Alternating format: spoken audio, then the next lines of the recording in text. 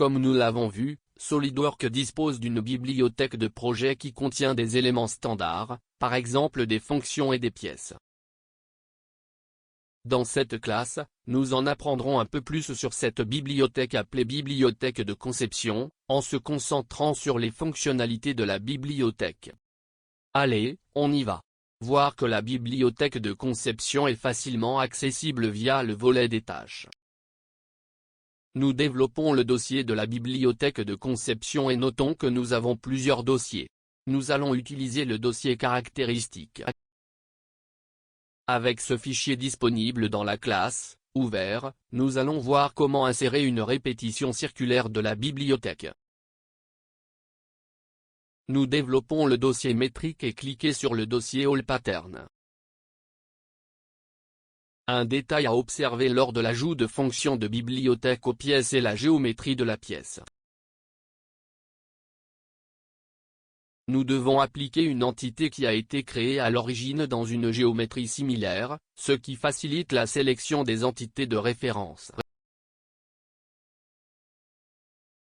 Ajoutons la fonction motif de trou circulaire. Nous sélectionnons, faites glisser vers la pièce dans la zone graphique et déposez le clic de souris sur le visage désiré. Veuillez noter que l'onglet de confirmation est affiché et que nous pouvons également configurer les propriétés via le gestionnaire de fonctionnalités. Dans l'option plan de placement, nous sélectionnons la face sous le plan où la fonction sera insérée.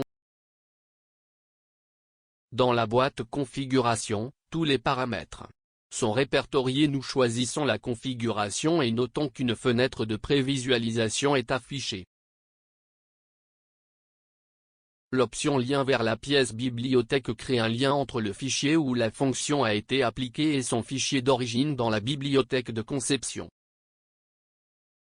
Ainsi, toute modification apportée au fichier original sera étendue à cette partie. Dans la zone suivante référence, nous devons sélectionner les entités de référence comme en surbrillance dans la fenêtre d'aperçu.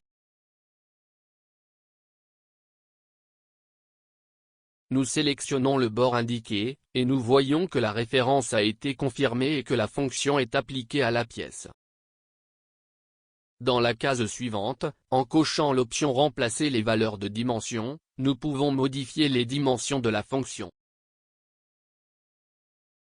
En activant cette option, le lien avec le fichier d'origine est rompu automatiquement. Nous avons confirmé la commande et dans le gestionnaire de fonctionnalités, nous avons la fonctionnalité de bibliothèque répertoriée. La modification de cette fonctionnalité vous permet de modifier la configuration. Nous pouvons exclure l'indication de la fonction de bibliothèque en gardant les entités appliquées. Pour cela, nous faisons un clic droit dessus et choisissez l'option Dissoudre la fonction de bibliothèque.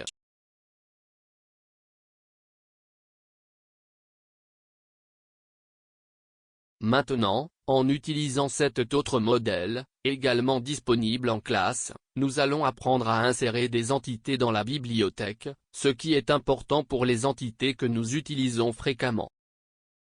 Avant d'ajouter la fonctionnalité, il est important de créer un dossier personnalisé afin de ne pas modifier les paramètres du logiciel par défaut. Nous cliquons sur Ajouter un emplacement de fichier et créons un dossier sur l'ordinateur.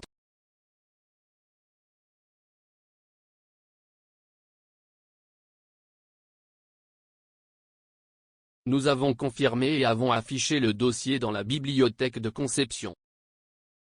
Il est également important d'enregistrer le fichier car la géométrie non considérée sera perdue. Ensuite, nous sélectionnons les fonctionnalités et cliquez sur Ajouter à la bibliothèque.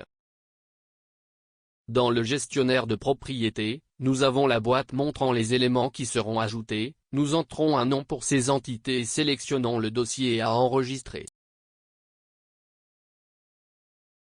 Nous avons confirmé la commande et un message s'affiche indiquant que les fonctionnalités de détail qui n'ont pas été sélectionnées pour la bibliothèque seront supprimées. Nous confirmons et avons inséré la fonctionnalité dans la bibliothèque. Maintenant, Testons l'insertion de la fonction dans cette pièce. Faites glisser et sélectionnez des références.